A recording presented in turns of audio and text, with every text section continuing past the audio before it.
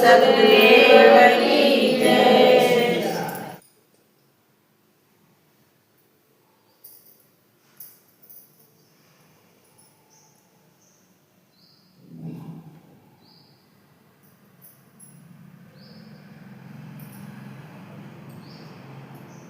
प्रेम से बोलिए सदगुरु साहिब की जय, धर्मदास साहिब की जय।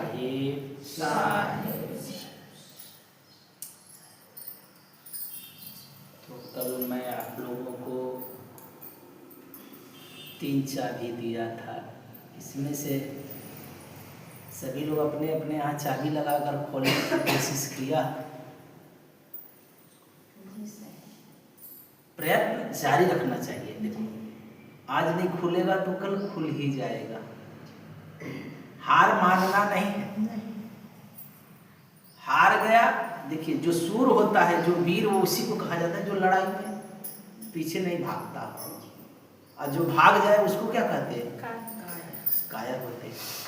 तो हम अपनी जीवन में कायरता नहीं लाएंगे, चाहे जो आज नहीं तो कल विजय मिल ही जाए। आज ध्यान पर बैठे विचार काफी आए, तो पता चला ना मुझे कि मेरे अंदर विचार आ रहे हैं। थोड़ी सी तो खबर लग गई कि मेरे भीतर विचार आ रहे हैं। फिर और कल प्रयत्न करेंगे तो थोड़ी सी उबन भी होगी।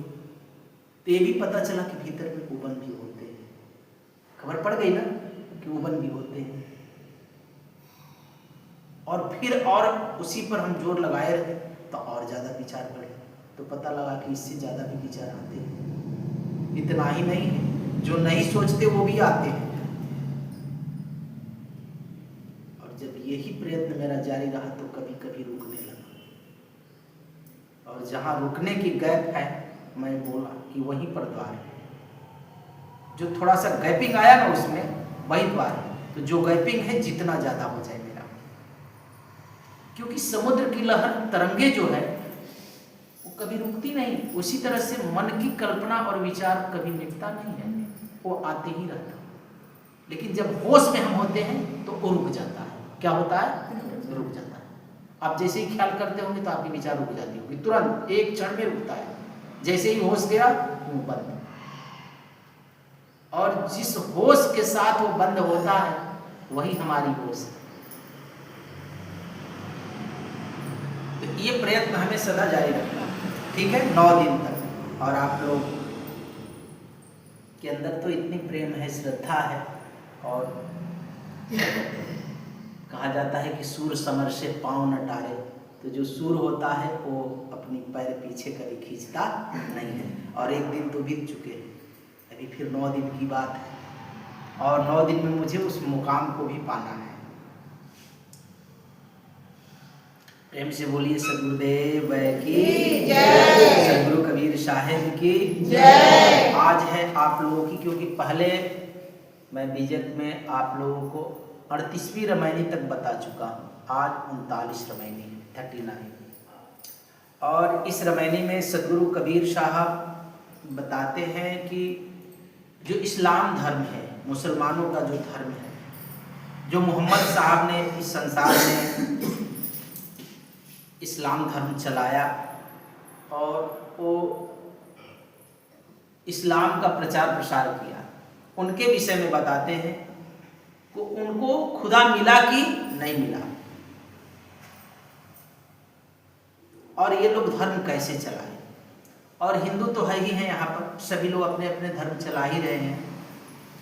तो उस विषय में सदगुरु कबीर साहब कहते हैं, यानी यौन मत और कर्म बंधन, जो हमारे जीवन में कर्म बंधन लगते हैं।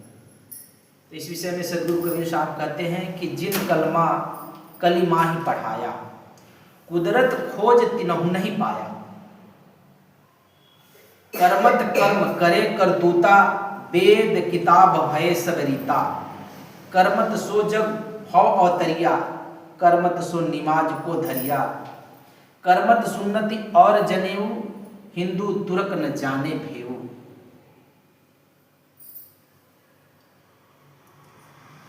पानी पवन संजोग के रचिया यह उत्पात, शून्य सुरति समोय के कासो कहिए जान।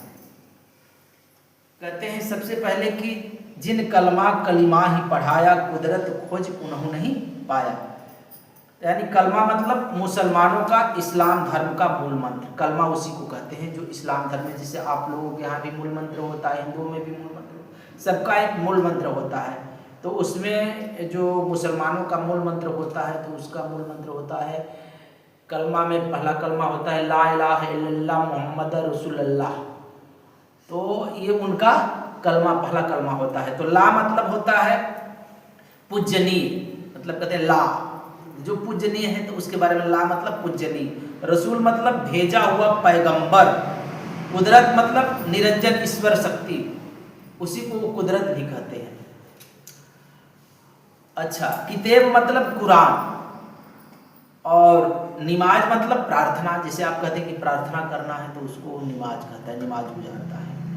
और सुन्नती मतलब खतना, जो मुसलमानी करते हैं वो लोग, बोलते बच्चा पैदा होता है कुछ दिन के बाद वो मुसलमानी करते हैं।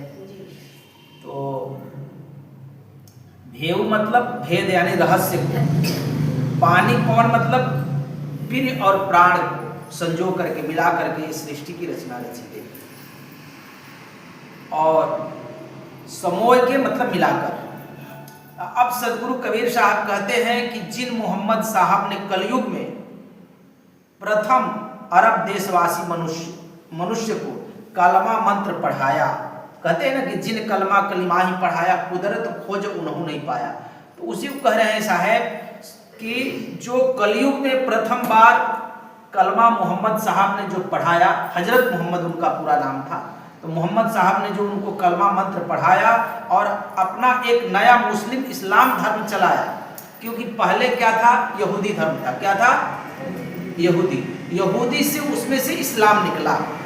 इसमें से इस्लाम निकला यहूदी से इस्लाम भी निकला है, और यहूदी धर्म से ईसाई भी धर्म निकला है। दोनों ठीक से समझिएगा। जब तक हम सभी धर्मों के बारे में नहीं जानते हैं, तब तक हम सत्य को समझने में बड़ा असमंजस में पड़ जाते हैं। जब तक हम हिंदू धर्मों के देवी देवता और शास्त्रों के बारे में नहीं समझेंगे, तब तक हम फिर भी सत्य को नहीं समझ पाएंगे कि कौन धर्म कहाँ तक है। चाहे बौद्धिज्म हो या जैनिज्म हो या हिंदुइज्म हो, किसी को भी हमें ठीक तरह से समझने के बाद भी हम आखिरी सत्य को समझने की प्रयत्न कर सकते हैं कि आखिर सत्य है क्या इस जगत का। तो सबसे पहले हम लोग इस्लाम धर्म के बारे में ये समझ रहे हैं। बौद्ध के तो बारे में हम पहले भी बता चुके हैं। बौद्ध 18 प्रकार के होते हैं, कौन कौन से, तो वो सब हम बताए हैं आप लोगों को। तो यहाँ पर कबीर साहब कहते हैं कि जो उस समय में इस्लाम धर्म जो है सो यहूदी धर्मों से निकला। तो इन्होंने इस्लाम धर्म बनाया, नया धर्म चलाया, और उस मजहब को फैलाने के लिए उन्होंने क्या क्या काम किया है कि मतलब जो नहीं मानते हैं उनको जबरदस्ती इस्लाम धर्म कबूल कराना। यानी उन्होंने क्या किया कि हिंदुओं को जोर जुर्म और जबरदस्ती से मुसलमान बनाया। किसको बनाया? क्योंकि अरब देश में जो थे वहां पर हिंदू ही रहते थे, और वहां पर जो लोग रहते थे वो कुरैश जाति के लोग रहते थे। अब कहेंगे कुरैश जाति यानी राजा के उनकी बेटी का नाम था कैकई, तो वहां पर कुरैश जाति के लोग रहा करते थे। तो कहते हैं कि हिंदुओं को जोर जुर्म और जबरदस्ती से मुसलमान बनाया। अतः उन्होंने भी, जिन्होंने इतना सब इस्लाम धर्म को फैलाया, साहब कहते हैं कि कुदरत खोज उन्होंने नहीं पाया, अर्थात वह परमात्मा को उनको भी पता नहीं चला। कहते हैं कि निरंजन को नहीं खोज पाया, वे स्वयं ही उसको खोजते खोजते हार गए और उनको नहीं प्राप्त कर सके। अर्थात उसी माया शक्ति का खोज पता उन्होंने भी नहीं पाया। इसलिए साहब भी कहते हैं कि देखो, अभी संसार में देखते हैं कि मोहम्मद साहब ने क्या किया, इस्लाम धर्म चलाया, और इस्लाम धर्म चला भी दिया और उनको पता भी नहीं खुदा का, उस परमात्मा का, उस कुदरत का उनको पता नहीं। ऐसे ही सभी धर्म चले जा रहे हैं। जिन्होंने जाना उन्होंने जाना होगा। तो साहब कहते कि देखो ये कैसी उम्मीद की दिए जलाए बैठे थे। इस संसार के सभी लोग अपने अपने धर्मों में कितनी उम्मीद लगा के रखते हैं, उम्मीद की दिया जलाते हैं। तो साहब भी कहते हैं कि देखो ये कैसी उम्मीद की दिए जलाए बैठे हैं, जो अब तक हमारी नजरों में नहीं आया। मतलब जिसे हमने अभी तक कभी खोजा नहीं, कभी देखा नहीं। इसलिए कह रहे हैं कि जो अब तक हमारी नजरों में नहीं आया उसी को हमारी नजरें बार बार ढूंढती हैं। हर वर्ष आते हैं नवरात्रि, हर वर्ष आते हैं शिवरात्रि, हर दम हम वही व्रत वही उपासना चालू कर लेते हैं ना, लेकिन अभी तक वो दर्शन हुआ नहीं। इसलिए कह रहे हैं कि जो अब तक हमारी नजरों में नहीं आया, जैसे मोहम्मद साहब को खुदा प्राप्त नहीं हुआ, लेकिन सारे इस्लाम उस खुदा के लिए मारने काटने के लिए तैयार हैं कि तुम मेरे धर्म अपना लो। सारे हिंदू मेरे धर्म को अपनाओ, सारे ईसाई मेरे धर्म को अपनाओ, यानी अन्य अन्य जो भी यहाँ के मनुष्य हैं सभी इस्लाम को अपनाओ। अरे जो तुम्हारा जो मोहम्मद साहब पैगंबर थे, जब उन्हीं को खुदा प्राप्त नहीं हुआ तो औरों को तुम क्या प्राप्त कराओगे? इसलिए कह रहे हैं कि जो अब तक हमारी नजरों में नहीं आया उसी को हमारी नजरें बार बार ढूंढती हैं। अभी तक पता नहीं चला, लेकिन हम बार बार उसी की खोज करते हैं। जिस पते का अभी तक मुझे पता नहीं चला कि वो खुदा कहाँ रहता है, वो ईश्वर कहाँ रहता है, वह परमात्मा का कहाँ रहता है, फिर भी उसका नाम दिए हैं 7वें आसमान, 14वें आसमान, 4थे आसमान। इनको पता है कि इन आसमानों पर वो खुदा रहता है, लेकिन पता वहां का नहीं है कि वो 4था आसमान कहाँ पड़ता है, 14वां आसमान कहाँ पड़ता है, 7वां आसमान कहाँ पड़ता है। सभी धर्म वाले ने अपना अपना आकाश बताया। तुम्हें इस आकाश का पता है, इसकी पता चल गई है कि ये कितना ऊंचा है। अरे एक आकाश की पता नहीं, सभी आकाश की बात करते हैं। एक भी चक्र खुला नहीं, तुम्हारे शरीर में 7 चक्र है, एक भी चक्र खुला नहीं, एक भी चक्र के बारे में ठीक से नहीं जाना, तो भी वो कहते हैं कि हमारे 7वें आसमान पर, 14वें आसमान पर, तो ये आसमान पर यहां रहते खुदा। इसलिए साहब कहते हैं कि जिस पते की अभी तक मुझे पता नहीं चला, उसी पते पर जाने की बार बार तैयारियां चलती हैं। साहब कह रहे हैं कि जिस पते का अभी तक किसी को पता नहीं चला, अर्थात उस परमात्मा की अभी किसी को खबर नहीं चला, लेकिन जहां वो अपनी गलत जो पता उनको मिल गया उसी पते पर जा रहे हैं, लेकिन अब वहां पर लोग पहुंच गए, फिर भी उनको उसकी पता नहीं। देख रहे हैं, जिस हर गांव में मंदिर मस्जिद सभी गांव में है ना, तो मैं भी कहता हूं कि जिसका हर गांव में घर हो उसकी मुलाकात किसी गांव में नहीं होती है। उसकी मुलाकात कभी होती है आप लोगों को? उसका घर तो हर गांव में है, 2-4 घर मिल जाएंगे। ये शंकर जी की मंदिर, वो दुर्गा जी हर गांव में है, हर गांव में मस्जिद है, लेकिन कहीं खुदा दिखा किसी मस्जिद में? कहीं मंदिर में शंकर जी भेटे तुम्हें, दुर्गा जी मिली? अब बताओ, हर गांव में जिनका घर है उसी वह किसी गांव में नहीं मिलते, तो फिर मिलते कहां? इसलिए मैंने कहा कि जिस पते का अभी तक हमें पता नहीं चला उसी पते पर जाने की बार बार तैयारियां चलती हैं। जो चले गए उसी की फरियाद करते हैं। मोहम्मद रहे नहीं, लेकिन मोहम्मद साहब ने ऐसा कहा है, हम चलेंगे इसी जगह। ईसा रहे नहीं, लेकिन ईसा की फरियाद करते हैं। जो चले गए, रामकृष्ण चले गए, बुद्ध महावीर सभी चले गए, हम उसी की फरियाद कर रहे हैं। इसलिए साहब कहते हैं कि जो चले गए उसी की फरियाद करते हैं। कोई संदेशा लेकर आएगा उसी का इंतजार करते हैं। हम तो ऐसा बनने के लिए राजी नहीं, क्योंकि हम तो हो नहीं सकते, तो फिर भगवान अवतार लेंगे, हम उसका इंतजार करते हैं। इस पापियों का संहार होगा। ईसाइयों में होता है कि आएंगे ईसा और सभी को लेकर के स्वर्ग में इंतजार हो रहा है। कोई संदेशा लेकर आएगा उसी का इंतजार करते हैं।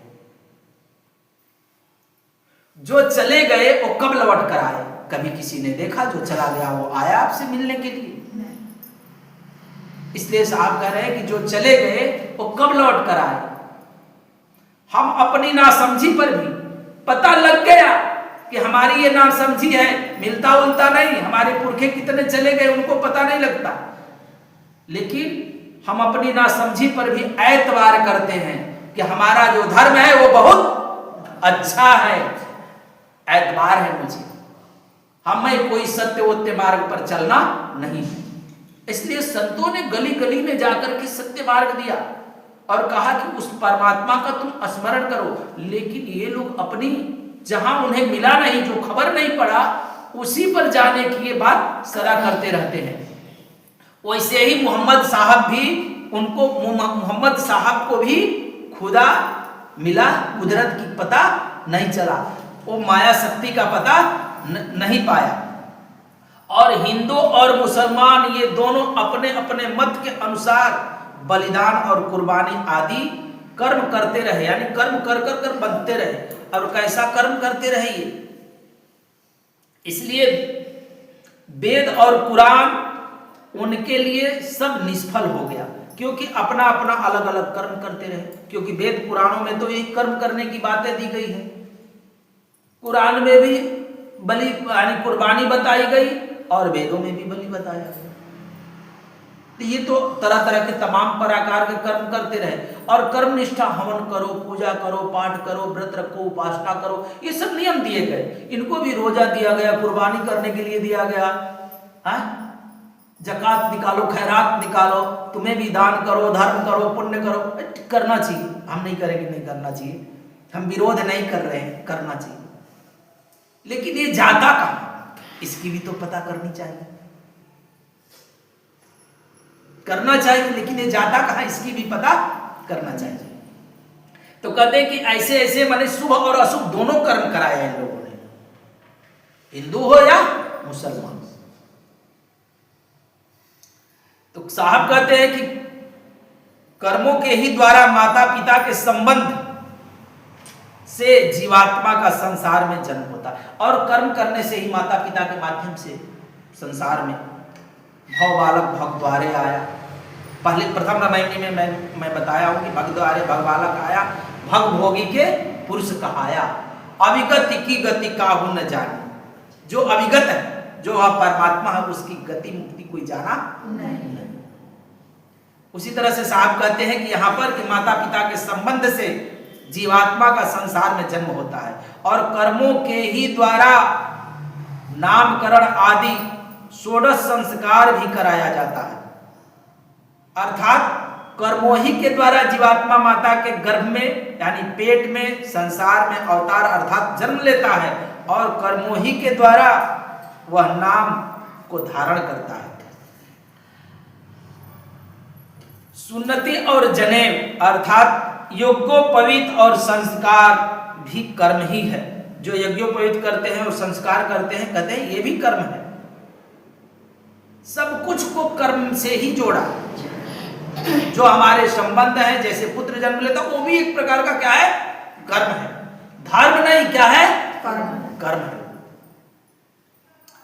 इस भेद को हिंदू और मुसलमान नहीं जानते हैं।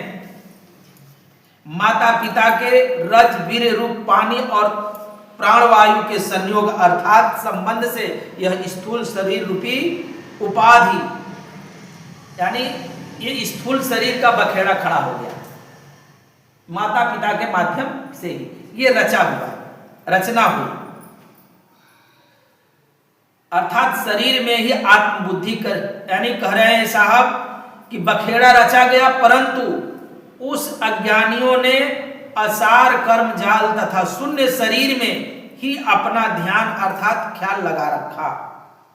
कहते हैं कि उन लोगों ने जो ध्यान साधना जो किया, तो कहते हैं कि ये लोग शून्य में ही यानी शरीर के अंतर्गत ही उन लोगों ने ध्यान लगाया। जिन्होंने ये धर्म चलाया है वह परमात्मा में अपना ध्यान नहीं लगाया। उन लोगों ने क्या लगा, कहां लगाया, शून्य में ही ध्यान लगाया। और कहते हैं साहब कि कर्म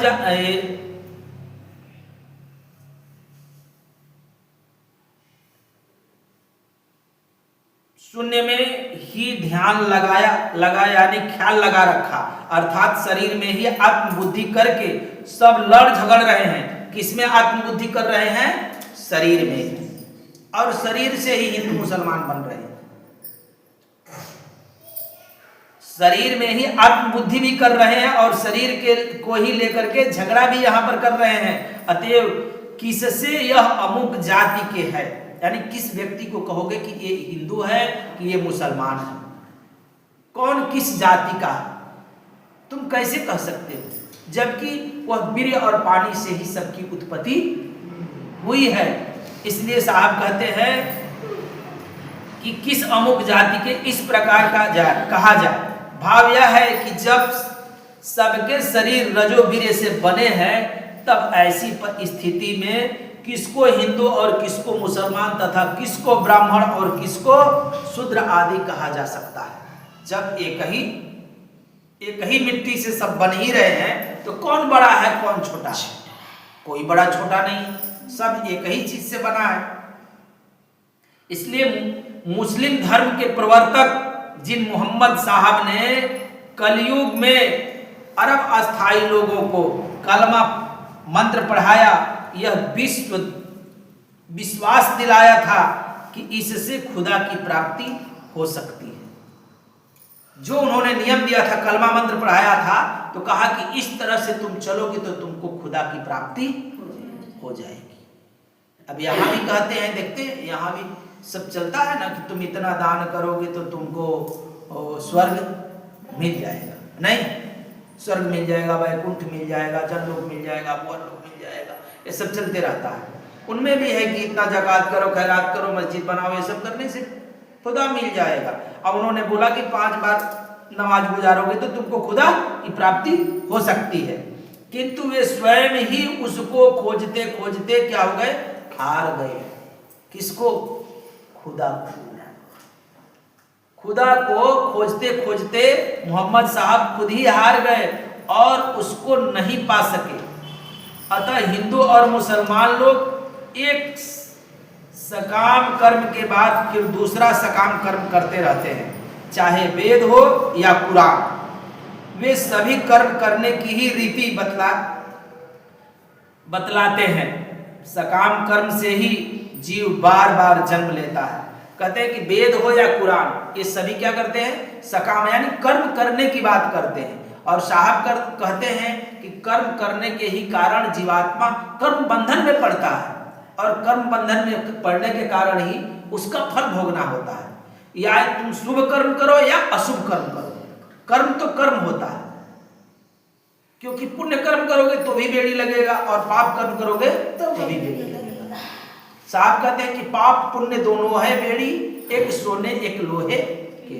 बेड़ी तो दोनों, चाहे सोने की हथकड़ी पहना दिया जाए, चाहे लोहे की हथकड़ी पहना दिया जाए, आजादी तो नहीं ना है, हर हाल में तुमको बंधन है।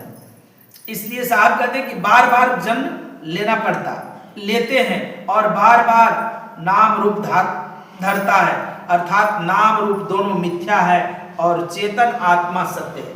साहब क्या कहते हैं कि नाम और रूप, क्योंकि अगर किसी का नाम आप लेकर के पुकारते हो, चाहे कोई भी नाम लेते हो, या किसी रूप की कल्पना करते हो, मैंने कल बताया कि वहां कोई रूप नहीं है। अगर आप कोई रूप लेते हो तो उसका चेहरा भी सामने आएगा। तो नाम है तो रूप है, और रूप है तो नाश है। फिर सत्य में तो तुम समा नहीं सकते। तो नाम रूप के जो, जैसे ही तुम प्रार्थना करते हो नाम रूप, तो नाम है तो रूप आएगा, रूप है तो नाश है, नाश है तो फिर सत्य कहाँ? तुम्हें तो सत्य पुरुष से मिलना है, सत्य में समाना है।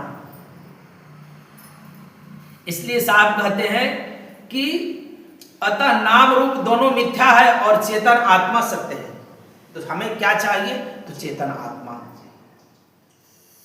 इस भेद को लोग नहीं जानते हैं।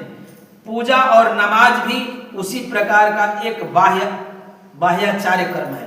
कहते हैं कि जो पूजा है और नमाज है वो बाह्य क्रिया है, एक प्रकार का, वो भी एक प्रकार का कर्म ही है, ये बाह्य कर्म है। उससे ही आत्मा तथा परमात्मा का साक्षात्कार नहीं हो सकता है, क्योंकि इस क्रिया कर्म करने से हमें कभी आत्मा और परमात्मा का साक्षात्कार नहीं हो सकता, ना हम उसे प्राप्त कर सकते। कि पूजा कर लिए, व्रत रख लिए, नमाज रख लिए, दिन को रोजा रहता है, रात आनत है गाय, आया पुण्य व बंदगी कैसे खुशी खुदा खुश हो सकता है? बकरी मुर्गी किन्हीं छेवा, अगले जन्म फिर अवसर लेवा। इस जन्म में तुम काटे हो तो अगले जन्म फिर वो बदला लेगा, बदला तो देना पड़ेगा ना। तुम आज जिसे काट दे उसे कल तुम्हें बदला देना पड़ेगा। इसलिए मैं कहता हूं कि आज जो कर रहे हो इसी से आपका कल निर्मित होता है। आज जैसा हम कर रहे हैं इसी से मेरा भविष्य निर्मित है।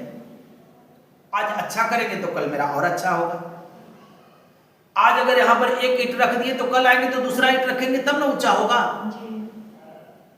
तो जैसा किए कर वैसा होगा। आज थोड़ी सी साधना किए हो, कल बढ़ाओगे तो उससे आगे जाओगे, परसों और आगे जाओगे। आज थोड़ा सा अच्छाई किए हो, कल पूरा अच्छाई आएगी आपके जीवन में। तो हमें सदा ही अच्छे ही कर्मों में जुटना चाहिए। और कर्म क्या करना, हम उस परमात्मा की तरफ हर क्षण हर समय अग्रसर होना। क्योंकि इसलिए सदगुरु कबीर साहब ने, ये लोग जैसे मुसलमान लोग हैं तो क्या कहते हैं, जर्रे जर्रे में खुदा है, वैसे ही हिंदू भी कहता है कण कण में खुदा है। कहां कहां, कण कण में भगवान है। आई कहता है जर्रे जर्रे में खुदा है। अब इनको न बकरे में वह भगवान दिखता है और ना ही इनको गैया में खुदा दिखता है। ये दोनों में नहीं दिखता, इन सब में इनको खुदा नहीं दिखता। लेकिन कबीर साहब ने ऐसा नहीं कहा। कबीर साहब ने कहा कि घट घट में राम है। कहाँ है, घट घट। जहां जीवात्मा है, जो डोल रहा, बोल रहा, बातें कर रहा, वहां पर खुदा है, भगवान है। अब तुम कहते हो कि कड़कड़ में खुदा है। अब तुमको पेशाब करना होगा तो कण के ऊपर ही ना करोगे, कहाँ करोगे? तो किस पर पेशाब कर दिए भैया, कहीं थूकना होगा तो कहाँ थूक दी। ये भावना है लोगों का। क्या है, भावना, व्यवहार नहीं। व्यवहार वो नहीं है, नहीं कहने में आता है कि हाँ खुदा है। तो जब कोई भी विष्टा करना होगा तो तुम कहाँ करते हो, वही कण पर करते हो ना। तो फिर खुदा के सर पर कराए, खुदा के सर पर कराए, भगवान के सर पर कराए, घट घट में। इसलिए कबीर साहब ने कहा कि घट घट में। अगर किसी व्यक्ति के ऊपर आप कुछ पकड़, एक पशु के ऊपर भी ऐसे करोगे तो ऐसे वो भी करेगा, है ना। किसी मनुष्य को आज छुओगे, चाहे कुछ करोगे तो आपको उसकी प्रक्रिया देगा, है ना। चाहे वहां से हटेगा, चाहे आप वैसा नहीं कर सकते हो कि यहाँ पर आदमी है, ऐसा नहीं करेंगे, हम इधर करेंगे। तो सभी घट में परमात्मा है। साहब भी कहते सब घट मेरा शानिया सोनी से जन कोई घट खाली नहीं है, सब में है वो। लेकिन बलिहारी वह घट, उस घट की बलिहारी है जिसने प्रयत्न कर उसे प्राप्त किया। उसकी बलिहारी, उसकी महिमा है, उसकी कृपा है, उस पर दया है गुरु की, संतों की, जिसने इसे पाया। तो इसलिए साहब कहते हैं कि हिंदू और मुसलमान ये क्या करते हैं, एक बाह्यचार यानी नमाज या प्रार्थना जो भी करते हैं, पूजा करते हैं, एक प्रकार का क्या है, बाह्यचार है, बाह्यचार कर्म है। उससे ही आत्मा परमात्मा का साक्षात्कार कभी नहीं हो सकता। हिंदू यज्ञोपवीत का और मुसलमान सुन्नति का कर्म स्वीकार करते हैं। हिंदू किसको स्वीकार करते हैं, यज्ञोपवीत कर्म, यानी जो जनेऊ धारण करते हैं, यज्ञोपवीत कर्म करते हैं कि मैं हिंदू हूं। और मुसलमान क्या करते हैं, सुन्नति कर्म करते हैं। ये दोनों अपने अपने कर्म करते हैं, किंतु वास्तविक सत्य पदार्थ को न हिंदू जानते हैं और न मुसलमान जानता है। अतः जाति, वर्ण तथा संप्रदाय आदि के भेद कृत्रिम, बनावटी, मनुष्यकृत, कल्पित, असार, मिथ्या है। कहते हैं कि ये जो कुछ भी बना हुआ है हिंदू मुसलमानों ने बनाया, ये मनुष्यकृत है, परमात्मा ने कुछ ऐसा नहीं बनाया। देखते हैं मुसलमानों ने क्या किया, गोल की टोपी पहन लिया, हिंदू ने गमछा पगड़ी बांध लिया, साफा बांध लिया, ये अपना अपना ढंग इनका। मुसलमानों ने दाढ़ी लंबी कर लिया, अब मूछ छोटा कर लिया। हिंदू ने दाढ़ी, मूछ और जटा कुल लंबा कर लिया, किसी ने टकला ही पूरा कर लिया, सब अपना अपना ढंग बना लिया। हिंदू है तो सीधा सीधा लोटा लेकर जाएगा, मुसलमान है तो पोछी लगाया हुआ लोटा लेकर जाएगा, नहीं। ये अपना, उनका कपड़ा भी बदल गया और मंदिर का मुख भी बदल गया। मस्जिद है तो पश्चिम बगल मुख रहेगा, मंदिर है तो पूर्व बगल मुख रहेगा, उत्तर दक्षिण बगल किसका रहेगा भैया? हम लोग बनवा लेंगे उत्तर दक्षिण का, है ना। हम लोग उत्तर दक्षिण दोनों कब्जा करेंगे, है कि नहीं? एक लोग पूरा पश्चिम कब्जा कर लिया, 2 जन मिलकर, हम लोग अकेला ही उत्तर दक्षिण कब्जा कर लिया, अपना अपना ढंग बना लिया। यानी मनुष्यों ने चालबाजी एक प्रकार का किया, मतभेद लगाया अपने में, एक मनुष्य दूसरे मनुष्य को, और कहा कि हम सत्य जा रहे हैं, हम सत्य जा रहे हैं, हम सत्य। सभी लोग कहते हैं कि हम सत्य जा रहे हैं, हम ठीक जा रहे हैं, और साहब तो कहते हैं कि हाथन के टोवन कह आखन के अंधेरे। आंख से जो अंधा है वो किस तरह से सही बताएगा? हाथ से ठोकर बताएगा। मैं एक छोटी सी आप लोगों को कहानी सुनाता हूं कि अब सत्य को समझिएगा कि सत्य किस प्रकार है। कबीर साहब का कहने का मत क्या है, तो कैसा सत्य बताना चाहते हैं। पहले तो ये बता रहे हैं कि 5 अंधे होते हैं। कितने? 5 अंधे होते हैं, और 5 अंधों ने कहा कि हम सभी हाथी देखें, और सभी हाथी देखने की दावा करता है। क्या करता है? अपने को दावा करता है। तो वो व्यक्ति हाथी सभी को देख रहा है। क्या है? हाथी सभी को देख रहा है, लेकिन हाथी को कोई नहीं देख रहा है। तो एक व्यक्ति करता है कि एक व्यक्ति जा करके हाथी के दांत को पकड़ लेता है। देखते हैं ना, ऐसे दांत निकला रहता है, पकड़ लिया, बोला कि मैं हाथी को जानता हूं। हाथी पकड़ लिया मैं। हाथी भाले के जैसा होता है, गांव में जो भाला रहता है वैसा हाथी होता है। अब पहला व्यक्ति कह रहा है कैसा? हाथी भाले के जैसा होता है। दूसरा व्यक्ति ने उसकी पूंछ पकड़ा तो उसको लगा कि ये रस्सी है, तो कहता है कि नहीं, भाले के जैसा नहीं होता, हाथी रस्सी के जैसा होता है। मैं खुद हम उसको देखे, क्योंकि वो नेत्रहीन था, नेत्र नहीं था, लेकिन हाथन के टोवन करे। साहब कहते कि हाथन के टोवन करे, आंखन के अंधेरे, विवेक रूपी नेत्र नहीं थे उसके पास। तो क्या करता है? कहता है कि हमने रस्सी के जैसा हाथी को देखा। ये आप सही नहीं बता रहे। तो तीसरा व्यक्ति ने सूंड पकड़ा था। क्या पकड़ा था? सूंड। कहता अरे भाई भागो रे, ये अजगर आया। अजगर के जैसा मतलब हाथी कैसा है? अजगर के जैसा है। ये दोनों व्यक्ति झूठ बोल रहा है, ना भाला के जैसा है, ना रस्सी के जैसा, लटका हुआ अजगर के जैसा है, एकदम छू रहा है जमीन को। तीसरा व्यक्ति, चौथे व्यक्ति ने उसका पैर पकड़ा था। बोलता है कि ये तीनों के तीनों एकदम झूठे हैं, मैं एकदम बिल्कुल सच्चा बोल रहा हूं। उसने पैर पकड़ा था, बोला कि नहीं नहीं, हाथी खंबे के जैसा होता है, मैं बिल्कुल सत्य बता रहा हूं। हाथी कैसा होता? खंबे के जैसा। और 5वां जो व्यक्ति था वो उसकी पीठ को पूरा टोटो कर थक गया था। तो कहता है कि नहीं, ये चारों के चारों बिल्कुल झूठ बोल रहे हैं। हम अच्छी तरह से उसको टटोल कर देखा, हाथी दीवार के जैसा होता है। अच्छा, 5 व्यक्ति ने तो हाथी को छुआ। क्या किया है? किसी एक कोने को टच किया है। क्या किया है? टच किया है।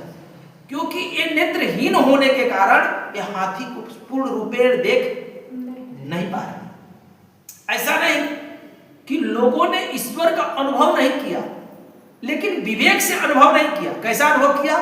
थोड़ी सी झलक। इसलिए किसी ने कह दिया कि परमात्मा का प्रकाश के रूप है, किसी ने कह दिया तत्व में है। अभी अपनी अपनी अनुभव है। कोई कह दिया कि 5 तत्व ही है, कोई कह दिया कि 3 गुण ही है, कोई कह दिया कि देवता ही सही है, कोई कह दिया कि निराकार ही है। ये सभी लोग कैसे कह रहे हैं? हाथन के टोवन, आंखन के अंधेरे, विवेकहीन व्यक्ति होने के कारण, विवेक नहीं होने के कारण, कि परमात्मा कैसा है उसके बारे में तुम क्या कहोगे, कैसे कहोगे? और सभी एक एक अंग को पकड़ा। क्या ये लोग सही बोल रहे थे? आप इसको क्या कर सकते हो? इसको झुठला भी नहीं तुम सकते हो, कह सकते हो कि ये झूठ बोल रहे हैं। इसको तुम झूठ भी नहीं कह सकते हो, और इसको तुम सत्य भी नहीं कह सकते। इसको क्या कहोगे? मिथ्या। मिथ्या का मतलब होता है भी और मिथ्या। इनकी बातें मिथ्या। पूरी तरह से ये झूठा नहीं कहा जा सकता, क्योंकि किसी अंग को उसने टच किया। इसलिए हम किसी धर्म को माने कटाक्ष नहीं कर रहे हैं कि ये मुसलमान धर्म खराब, कि हिंदू धर्म खराब, कि बौद्ध धर्म, ऐसा नहीं। लेकिन फिर भी ये मिथ्या है, सत्य नहीं। सत्य सदा शाश्वत है, सत्य मिथ्या नहीं होता। त्रिकालावादित्यम सत्यम, जिसका तीनों काल में नाश न हो, वो सत्य है।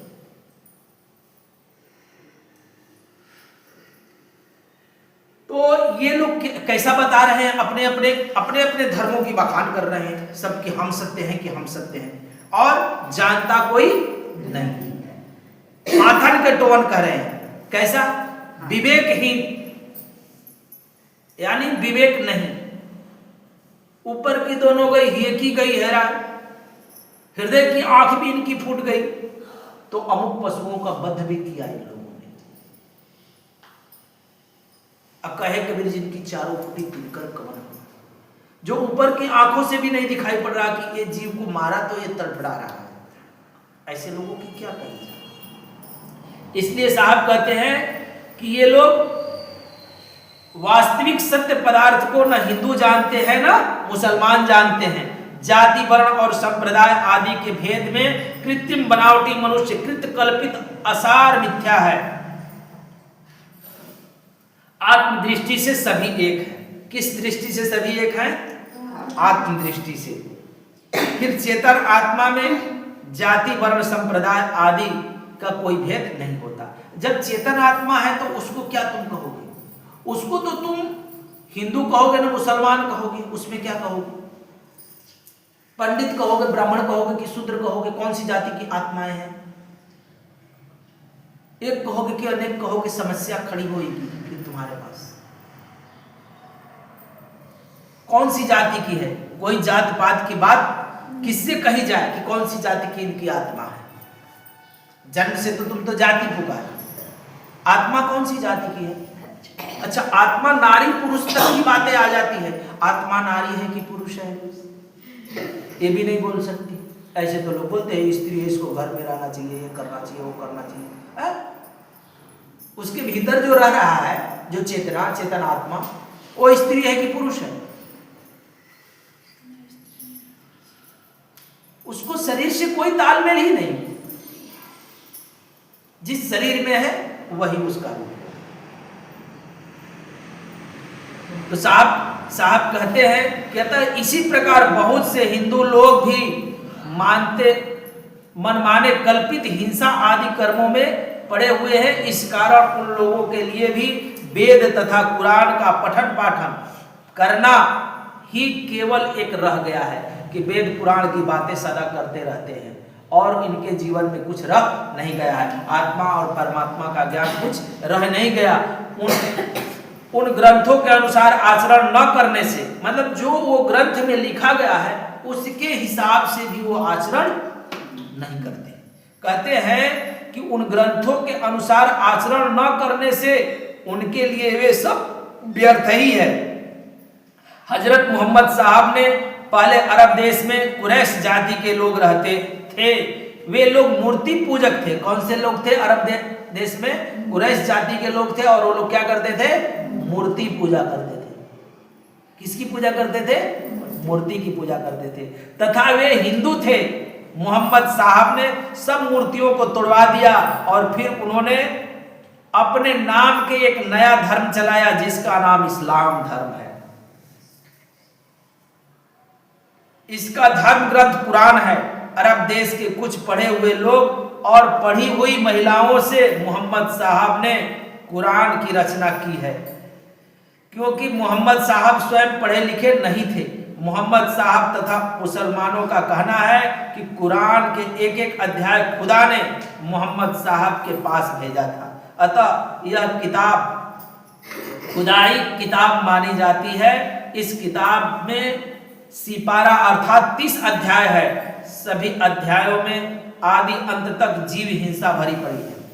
जबरदस्ती से हिंदू इत्यादियों को मार पीट कर मुसलमान बनाना ही इनका सिद्धांत है। उन्होंने भी हिंदुओं की गायत्री के समान ही मुसलमानों का कलमा है।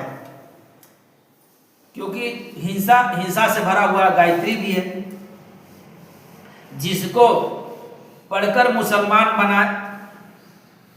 बनाया जाता है। इस किताब में बहुत से दोष हैं, अतः विवेकशील विद्वानों के ग्रहण करने योग्य ही नहीं है। अतः हिंदू तथा मुसलमान इन दोनों ने अपने अपने सामाजिक कल्पित कर्मों को प्रधान मानकर कल्याण का हेतु माना है। इस प्रकार लोग शरीर दृष्टि से परस्पर नीच ऊंच भी की मान्यता के झगड़े में पड़कर आत्म कल्याण से सदा वो वंचित रहते हैं। अतः हिंदू तथा मुसलमान दोनों ही शरीर के अभिमान से परस्पर एक दूसरे को भिन्न या ऊंच नीच मान करके द्वेष किया करते हैं, आत्मदृष्टि नहीं करते हैं। यानी एक दूसरे को नीचा ऊंचा मानते भी हैं और नीचा ऊंचा मान करके एक दूसरे से द्वेष भी रखते हैं। आत्मदृष्टि सभी से रखते नहीं है कि जैसा दुख मुझे है वैसा उनको भी दुख दर्द होगा, जैसा मैं हूं वैसा वो भी है, क्योंकि सभी परमात्मा के ही बंदे हैं, कोई दूसरे का तो बंदा नहीं। तो यहां पर जाति से क्या लेना देना, और जात पात तो कहां से आई है, कर्मों से जाति बनी। ऐसे नहीं तो सभी एक ही जाति की है, मानव जाति, दूसरा तो जाति नहीं है। क्योंकि साहब भी कहते हैं कि मानव जाति एक है भाई, दूसर जाति कहां से आए, और दूसर जात कर्म है भाई, जो जस कर तस नाम धराई। अब यहां तो जो जाति है ना वो जन्म से जोड़ दिया, कर्म कर रहा है कुछ और नाम ले रहा है कुछ और। कुमार का लड़का है और बन गया है कलेक्टर, अब ओकरा को तू कोहार खाता ठीक नहीं कहे कि गाड़ा करना तो छोड़ दिया हो, छोड़ दिया ना, तो कलेक्टर साहब कहोगे कि कोहरा कहोगे, कलेक्टर साहब कहेंगे। यही बात है। तो जात जन्म से जाति नहीं है, कर्म से जाति है। किस चीज से है? कर्म से जाति है, और कर्म से ही जाति माननी चाहिए। मैं जो काम कर रहा हूं वो मेरी जाति है। पंडित जी के लड़का हैं, अब बकरा काट रहे हैं, कसाई का काम कर रहे हैं, अब उनको चिक नहीं कहोगे तो क्या कहोगे? उनको पंडित जी कहोगे? मान लेते हैं पंडित जी के लड़का धान खरीद रहे हैं, खेती बाड़ी कर रहे हैं, तो पंडित जी हैं या कि गृहस्थ हो गए? गृहस्थ हो गए ना, किसान हो गए, पंडित जी तो हो रहे। पंडित जी का कार्य है क्या? परमात्मा को छूने के लिए तप जप नियम आचार, वेद पढ़ना पढ़ाना, दान देना लेना, ये करना। अगर दुकान कर कर बैठ गए तो दवा ववा दे रहे तो डॉक्टर साहब हो गए, वैद्य हो गए, है कि नहीं? अब कोई भी मतलब जन्म से नहीं, कर्म से। कर्म से व्यक्ति को श्रेष्ठ होना चाहिए, जन्म से कोई श्रेष्ठ नहीं। लेकिन पंडित जी से पूछो, कहेंगे हम जन्म से श्रेष्ठ हैं, कर्म से नहीं। अब जब जन्म से श्रेष्ठ होते हो, अगर कोई मनुष्य कहता है कि मैं जन्म से श्रेष्ठ हूं, तो जन्म से जब श्रेष्ठ हो तो तुमको पढ़ने की कोई जरूरत नहीं, तुमको धन की आवश्यकता नहीं, तुम तो ऐसे ही श्रेष्ठ हो। तुमको किसी चीज की जरूरत नहीं, न तप करने की, न पढ़ने की, न पढ़ाने की कोई जरूरत नहीं। तुम्हारे पास गई हूं, आशीर्वाद दिए, हम चले आए, हमारा सारा कार्य हो गया। तो कर्म से महान बनो, कर्म से श्रेष्ठ बनो, जन्म से नहीं। ये सब गलत पढ़ाया गया, इसलिए उन्होंने साहब ने कहा कि ये सब उल्टा पढ़ाया लोगों ने, मनुष्यों को मतभेद डाल दिया और उनको झुंड का झुंड बना दिया, ऐसा गांठ बनाकर बांध दिया जात में कि तुम्हें भी पीड़ा होने लगा कि भैया वो जाति के हैं हमारे, उनको नहीं पूछेंगे तो ऐसा हो जाएगा, है ना? कैसा जाति बनाया ब्राह्मणों ने, और ब्राह्मण अवसर देख करके अपना बदलते रहता है। पहले तो था कि हम ब्राह्मण हैं, हम हिंदू हैं नहीं, बाद में ये लोग हिंदू भी बन गया, अब वो लोग सनातनी भी बन गए। ये धर्म बदलने में बहुत माहिर है, और ब्राह्मण ही मुसलमान भी बने हैं, याद रखना। अगर हम सच्ची बात बता दें तो घबरा जाओगे, लेकिन नहीं बताएंगे। तो साहब कहते हैं कि आत्मा सब में एक समान है, अतएव जब सब में सब में एक आत्मा है, तब किसी को ऊंच नीच मानने से अपने को ही ऊंच नीच मानना है। अपना कल्याण तथा दूसरे का कल्याण चाहना भी अपना आत्म कल्याण ही होगा। इस कारण सद्गुरु उपदेश देते हैं कि अपना आत्म परिचय करने तथा प्रत्येक घट घट में आत्म परिचय एवं आत्म दर्शन करने से सारे संदेह तथा भ्रम दूर हो जाते हैं। इसलिए हमें आत्मा साक्षात्कार करना चाहिए और अपनी ही आत्मा के जैसे सभी में वो आत्मा देखनी चाहिए। प्रेम से बोलिए सद्गुरुदेव की जय, सद्गुरु कबीर साहेब की जय, हुए संत भक्तों की जय, गुरु गोविंद की जय साहेब। एक भजन गा लीजिए और थोड़ा सा ध्यान पर बैठेंगे हम लोग। पियबाज हमरो हो चुंदरी पठावले, पांचों रंग मुंदरी लगाई है। पियबाज हमरो चुंदरी पठावले, पांच रंग मुंदरी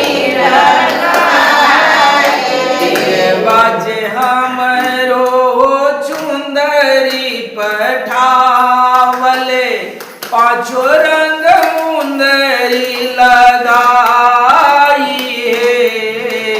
पिया बाजे हमरो चुंदरी पठावले, पांच रंग मुंदरी लगाई। चुंदरी मरम कछु नाही जनली, पेन्हई पेन्हये कैली मैल हो। चुंदरी मरम कछु ना जनली, पेन्हता पेन्हता कैली मैल। चुंदरी मरम कछु नाही जनलो, पहिरी पहिरी कैलो मैल हो। चुंदरी मरम कछु नाही जनलो, पहिरी पहिरी कैलो मैल। बाबा जे हमरो बगिया लगावले, एक महुआ एक आम है। बाबा जे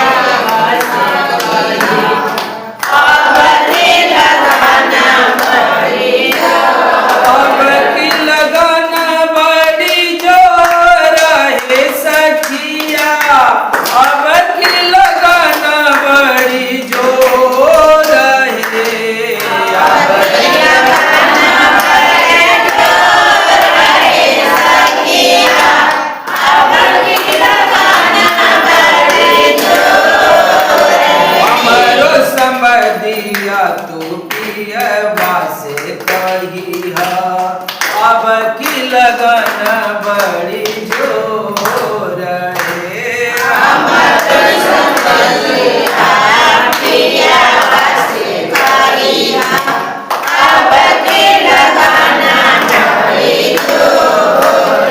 हमरो शंभरिया तू पियवा से कहिया अब की लगन बड़ी जोर है।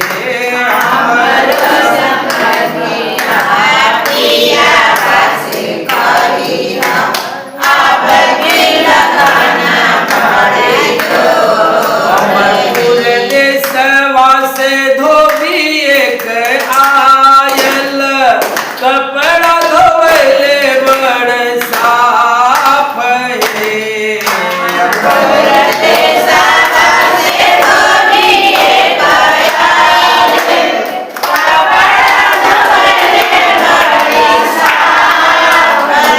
अमरपुर देशवा से धोबी एक आयल कपड़ा धोवले बड़ साफ है।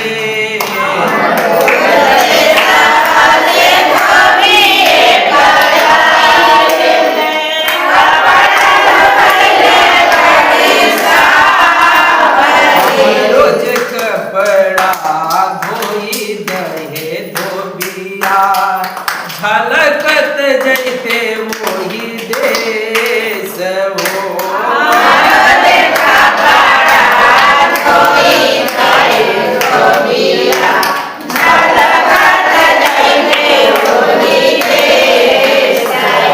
रोज कपड़ा धोई दहे धोबिया झलकत जैते वही देश है।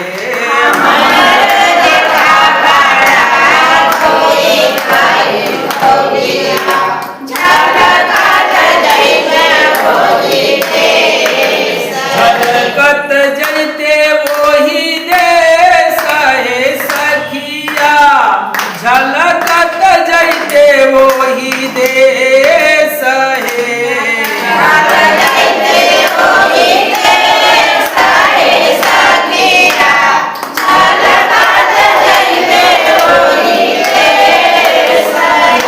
रोज कपड़ा धोई दहे धोबिया झलकत जैते वही देश है।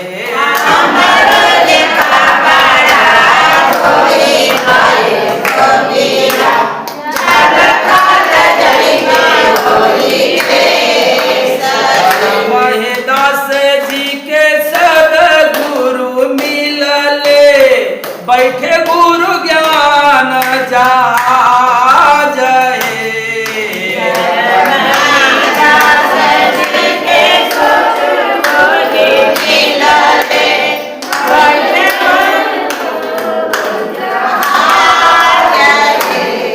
धर्महिदास जी के सद्गुरु मिलले बैठे गुरु ज्ञान जा जय।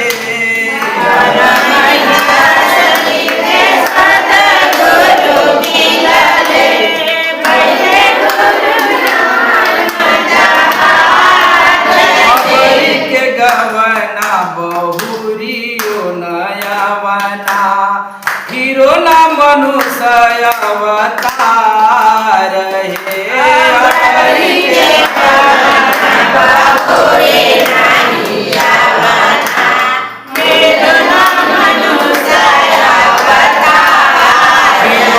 मनुष्य अवतार है सखिया हीरो ना मनुष्य अवतार है।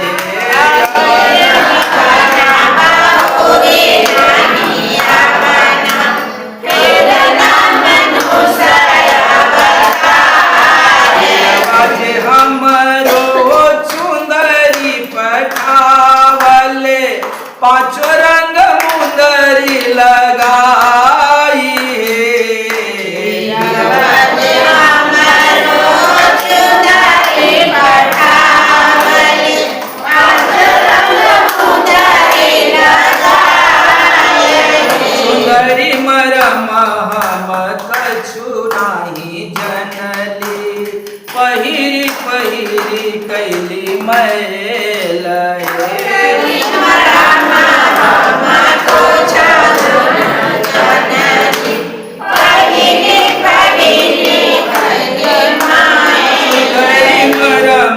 हम कछु नहीं जनली पहिरी पहिरी कैलो मैल